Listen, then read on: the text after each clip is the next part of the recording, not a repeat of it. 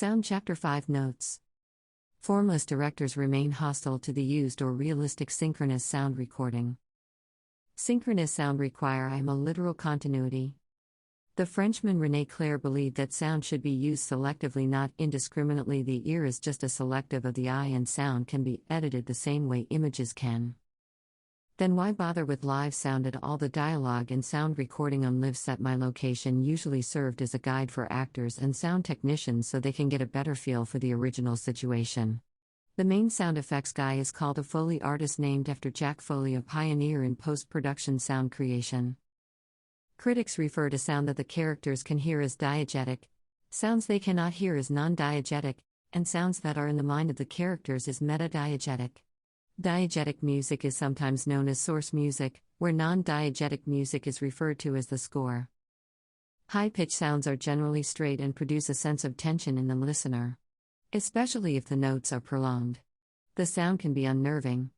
High-pitched sounds, including music often used in suspense sequences, particularly just before or during the climax. Low-frequency noises, on the other hand, are heavy, full, and low tense. Often they are used to emphasize the dignity and solemnity of the scene. Low-pitched sounds can also suggest anxiety and mystery. Frequently a suspense sequence begins with such sounds. Quiet sound, Stryker says, delicate, hesitant, and often weak. Loud sounds tend to be forceful, intense, and threatening. The same principle applies to tempo. The faster the tempo of sound, the greater the tension produced in the listener. Like absolute stasis, absolute silence on a sound film tends to call attention to itself. Any significant stretch of silence creates an eerie vacuum. Like the freeze-frame, silence in a sound film can be used to symbolize death because we tend to associate sound with the presence of ongoing life. Many musicians have complained that images tend to rob music of its ambiguity by anchoring musical notes to specific ideas and emotions. Formalist musicals make a no pretense at realism. Characters burst out in song and dance in the middle of a scene without easing into the number with a plausible pretext.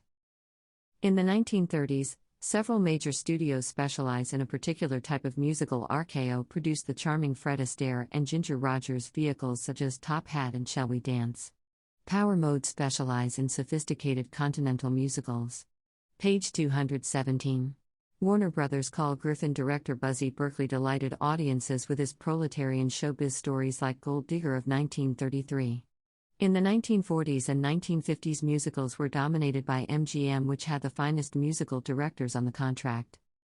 A common misconception held even by otherwise sophisticated moviegoers is the language in film cannot be complex as in literature.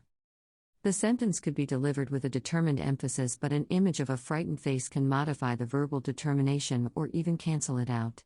The juxtaposed image could be a reaction shot. What are the two types of spoken language? The monologue and dialogue.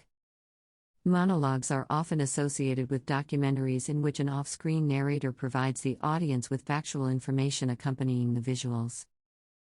Presented by The Bully Exposed.com.